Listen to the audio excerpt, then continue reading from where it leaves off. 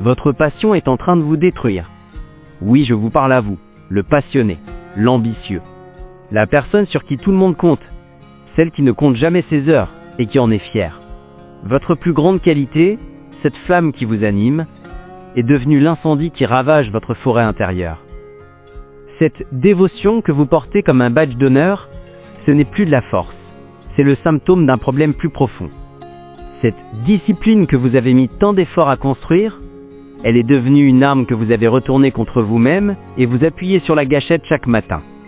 Vous n'êtes pas un peu fatigué, vous êtes en train de vous consumer. Et le combustible de cet incendie, c'est la chose même qui vous a fait démarrer, votre propre engagement. Vous êtes devenu l'architecte de votre propre épuisement. Cette vidéo ne va pas vous dire de mieux respirer ou de prendre des vacances. C'est inutile. Nous allons faire quelque chose de plus difficile. Nous allons regarder en face comment les personnes les plus prometteuses et les plus engagées s'autodétruisent au nom du succès. Alors, si vous êtes prêt à affronter la possibilité que votre plus grande force soit devenue votre plus grand danger, restez. Sinon, cette vidéo n'est probablement pas pour vous. Maintenant que nous avons votre attention, arrêtons de parler de fatigue. C'est un mot trop faible, trop vague. Le burn-out est une condition clinique précise, définie par un trépied toxique. 3 symptômes principaux. Pendant que je les décris, soyez brutalement honnête avec vous-même. Voyez si vous les reconnaissez. Le premier signal le plus évident est l'épuisement émotionnel et physique. Ce n'est pas la saine fatigue que l'on ressent après un effort gratifiant. C'est un épuisement chronique. C'est se réveiller le matin en se sentant aussi fatigué que la veille au soir. C'est le sentiment que vos réserves sont à sec, que votre batterie sociale et émotionnelle est non seulement à zéro, mais qu'elle n'arrive plus à tenir la charge. C'est cette sensation de ne plus pouvoir faire face à une autre demande, un autre problème, sans avoir l'impression de puiser dans une énergie que vous n'avez plus. Le deuxième signal, plus insidieux, est la dépersonnalisation ou le cynisme. C'est un mécanisme de défense. Votre esprit, pour se protéger, crée une distance. Cela se manifeste par un cynisme acide envers votre travail, vos projets, vos collègues, des choses que vous aimiez passionnément auparavant. Vous devenez un spectateur détaché de votre propre vie. Vous êtes là physiquement, mais mentalement, vous êtes déjà parti. Et enfin, le troisième signal, le coup de grâce, la perte du sentiment d'accomplissement personnel. C'est le sentiment profond que votre travail ne sert à rien, que vous êtes inefficace, que vous n'avez plus d'impact. Même quand vous terminez une tâche, même quand vous recevez des éloges, vous ne ressentez rien. Pas de fierté, pas de satisfaction, juste le vide et la peur que l'on découvre à quel point vous vous sentez incompétent. L'épuisement vous vide de votre énergie, le cynisme vous vide de votre humanité, et la perte de sens vous vide de votre but. Ce n'est pas une baisse de morale, c'est une crise complète. Et le paradoxe le plus cruel, c'est qu'elle ne frappe que très rarement les gens qui ne s'investissent pas. Soyons clairs, le burn-out n'est pas une maladie de paresseux ou de personnes peu impliquées. C'est une épidémie qui frappe les plus engagés. C'est le paradoxe du burn-out. Il s'attaque à vos meilleurs éléments. Pourquoi? Parce que les personnes passionnées, consciencieuses et qui ont des standards élevés sont les plus susceptibles de franchir leurs propres limites sans même s'en rendre compte. Premièrement, leur identité est souvent fusionnée avec leur travail. Leur estime de soi dépend directement de leur performance. Un échec au travail n'est pas un simple revers professionnel. C'est une attaque personnelle, un verdict sur leurs valeurs. Cette peur de l'échec est si fondamentale, si paralysante, qu'elle devient le carburant de leur surmenage. C'est un sujet si important que nous l'avons exploré en profondeur dans notre vidéo « L'échec n'existe pas ». Si cette peur résonne en vous, je vous la recommande vivement. Elle s'affiche maintenant à l'écran. Comprendre votre relation à l'échec est la première étape pour désamorcer la bombe du burn-out. Deuxièmement, leur passion est un carburant qui masque les signaux de fatigue. Ils aiment tellement ce qu'ils font qu'ils ne voient pas les heures passer. Quand on aime, on ne compte pas devient leur devise, mais leur corps et leur esprit, eux, comptent. Troisièmement, ils ont un immense sens des responsabilités.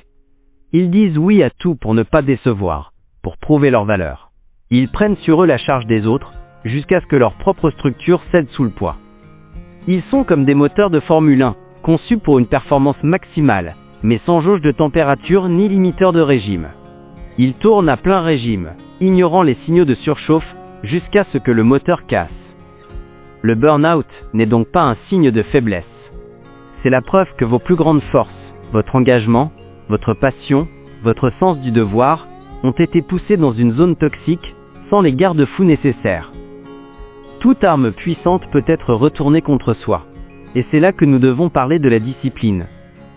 Quand la discipline n'est pas guidée par la sagesse et l'autocompassion, elle devient un poison. Elle devient l'outil que vous utilisez pour ignorer les signaux de votre corps. C'est la discipline qui vous force à vous lever malgré l'épuisement. C'est la discipline qui vous maintient devant votre ordinateur alors que votre cerveau crie à l'aide. La discipline sans écoute de soi, c'est de la tyrannie. Quand votre discipline est mise au service d'une passion sans limite, vous ne construisez plus un projet, vous organisez méthodiquement votre propre destruction. Le burn-out, c'est l'échec d'un système. Votre système. Un système où plus est toujours devenu synonyme de mieux, et où le repos est perçu comme une faiblesse à éliminer. Alors comment réparer le système? Oubliez les solutions miracles. La guérison et la prévention du burn-out reposent sur des stratégies intentionnelles. En voici 3. Premièrement, redéfinissez radicalement le succès. Arrêtez de mesurer votre succès uniquement avec des indicateurs externes. Chiffre d'affaires, promotion, productivité. Prenez un carnet et posez-vous cette question. Ma définition actuelle du succès inclut-elle mon bien-être physique et mental? Si la réponse est non, votre définition est la source du problème. Intégrez-y des indicateurs de santé. Avoir dormi 7 heures par nuit. Avoir pris une vraie pause déjeuner. Avoir fini ma journée de travail à l'heure. Le vrai succès n'est pas de briller intensément pendant 1 an avant de s'éteindre. C'est de durer. Deuxièmement, érigez des frontières infranchissables. L'équilibre vie pro/vie perso est un mythe. Il s'agit de frontières. Des règles non négociables que vous vous fixez pour vous protéger. Choisissez-en 1 ou 2 pour commencer. Par exemple, aucune notification de travail sur votre téléphone personnel. 1 heure de fin de journée sacrée, après laquelle l'ordinateur est fermé, quoi qu'il arrive. 1 jour par semaine totalement déconnecté. Ces frontières ne sont pas des suggestions. Traitez-les avec le même sérieux qu'un rendez-vous avec votre plus grand client, car ce client, c'est votre santé. Troisièmement, planifiez la récupération inutile. Notre culture nous a convaincus que même le repos doit être productif.